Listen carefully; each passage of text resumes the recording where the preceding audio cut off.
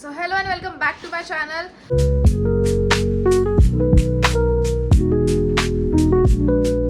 तो जैसे कि आप सबने मेरा अगर कल का ब्लॉग देखा होगा तो आपको पता होगा कि मैं अपने ससुराल आई हूँ सिवनी में। अभी हम जा रहे हैं हमारे ग्रैंड ससुराल में। आई डोंट नो पर ग्रैंड ससुराल हम बोल सकते हैं। एंड अभी सब कुछ रेडी हो, सब लोग सबके सामान के साथ रेडी हो चुके हैं, पर मैं अभी भी मुझे मेरे दिल में वैसा लग रहा है कि मैं कुछ ना कुछ भूल रही हूँ। पर ठीक है, भूल भी गई, मैं खुद का भूल गई तो चलेगा, पर अगस्त्या का और अंशुल का भूलना मतलब मेरे लिए बहुत बड़ी मुसीबत पैदा हो सकती है। तो मैं अभी भी सोच रही हूँ कि मैं क्या लेना भूल गई हूँ। बट एज ऑफ नाउ मेरे हिसाब से मैंने सब कुछ पैक कर लिया। हमें निकलना था 10 बजे और अभी बज चुके 11:30 पौने 12। हमें पहुँचते पहुँचते बज जाएंगे 3 साढ़े 3, जो कि हमारे एक्सपेक्टेड टाइम से हम ऑलरेडी 3 घंटा लेट हैं। बट अभी हम कुछ नहीं कर सकते क्योंकि बच्चे के साथ और ऑलरेडी कल हम इतना ट्रैवल करने के बाद थोड़ा टाइम तो होना हो सकता ही है। तो मिलते हैं आगे। अभी हम निकल गए थे बहला के लिए। ऑलरेडी हम काफ़ी ज़्यादा लेट हो चुके थे, पर जाना तो था ही। मैं बहुत ज़्यादा एक्साइटेड थी बहला जाने के लिए क्योंकि पहली बार मैं जाने वाली थी। एंड यहाँ पे हो चुका था मेहंदी का फंक्शन स्टार्ट। यूजुअली आपने देखा होगा कि जब लड़की के साइड की मेहंदी होती है तो हम बाहर से किसी को बुलाते हैं मेहंदी निकालने के लिए, बट जब दूल्हे की मेहंदी होती है तो कंपलसरी बहनें ही मेहंदी लगाती है सबसे पहले। वो एक क्या बोलते हैं, एक रिचुअल होता है, वो रिचुअल वैसे ही फॉलो किया जाता है। और अगस्त्या भी काफ़ी खुश था, बैंड बाजा के साथ वो भी अंदर नाच रहा था। सो दिस इज़ डे 2 जहाँ पे हल्दी का फंक्शन स्टार्ट हुआ था।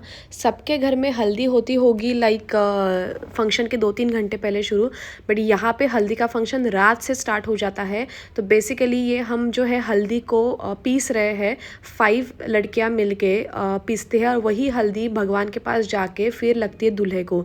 और जो हमने मस्ती की थी, बाप रे बाप, मैं रिकॉर्ड नहीं कर पाई क्योंकि सब कुछ गीला गीला हो चुका था। और अगस्त्या भी काफ़ी ज़्यादा एंजॉय करने वाला था क्योंकि अपने मामा की शादी में तो वो पूरे टाइम सोया हुआ था, बट इस बार वो जगा था और काफ़ी अच्छे से एंजॉय करने के मूड में था। हल्दी का फंक्शन होने के बाद मेरा इंटरव्यू हुआ और इंटरव्यू होने के बाद मैंने सोचा कि थोड़ी सी मेहंदी लगा लूँ क्योंकि मुझे मेहंदी लगाना आता नहीं था और सब लोग अपनी डांस की प्रैक्टिस में इतने ज़्यादा बिजी हो गए थे। मैंने खुद से ही खुद के हाथ में मेहंदी लगा ली थी और नाम भी लिखा था अंशुल एंड अगस्त्या। रात में था, संगीत का फंक्शन, ऑलरेडी मैंने कुछ भी प्रिपरेशन नहीं की थी, सब लोग प्रिपरेशन अपने कर रहे थे। यहाँ पे एक रिचुअल होता है जिसमें सारे घर के लोग दूल्हा, उसके भाई बहन और मम्मी पापा को कुछ ना कुछ देते हैं अपने साइड से।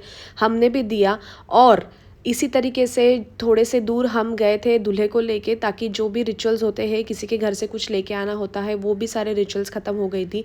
एट दी एंड संगीत का फंक्शन था और अगस्त्या को देख सकते हो आप कैसे पॉज में था, वो खड़ा था। सब लोग डांस कर रहे थे और अगस्त्या अपना बेचारा बैक एंट्री कर रहा था, बट वो भी काफ़ी खुश था, ये पहली बार ये सारी चीज़ें देख रहे थे। एंड उसके बाद ही दूसरे दिन बारात। मैं कुछ भी शूट नहीं कर पा रही थी, पूरे दिन मैंने कुछ भी शूट नहीं किया क्योंकि मेरी तबीयत इतनी ज़्यादा ख़राब थी। कैसे पैसे तो भी खुद को रेडी करवा के मैंने बारात के लिए निकल गई थी। एट दी एंड जब हम मुंबई के लिए निकलने वाले थे, मेरा प्लान हो चुका था कि क्या करें, जाना तो पड़ता ही है। अंशुल के क्लासेस थे और वो नहीं चाहते थे कि मिस हो जाए। कैसी बहुत ज़्यादा तबीयत ख़राब थी मेरी, बट कैसे वैसे हम ट्रेन के अंदर खुद को लेके गए। एंड दूसरे दिन सुबह थोड़ा मुझे बेटर फील हो रहा था, बट मैं तब भी बहुत ज़्यादा वीक फील कर रही थी। हाँ, मतलब एक दिन पहले जो कंडीशन थी उससे बेटर ही फील कर रही थी। शादी में बहुत ज़्यादा थकावट होती है यार, मतलब हमें और एक शादी में जाना है, but still we are thinking now कि जाना है कि नहीं जाना है। एंड इसी के साथ अगस्त्या ने अपना एक दोस्त भी बना लिया था यहाँ पे।